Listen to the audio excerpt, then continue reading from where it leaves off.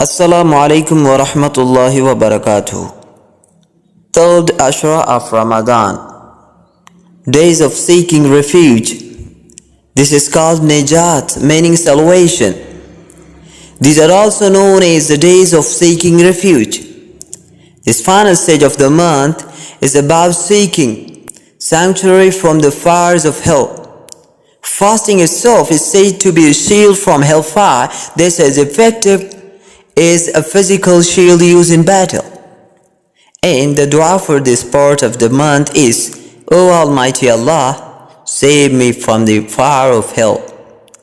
These last 10 days of Ramadan are very significant, as they are when Laylatul Qadr takes place, variously translated as night of power, night of destiny. In other names is commemorates the night when the Quran was first revealed to Muhammad, peace be upon him.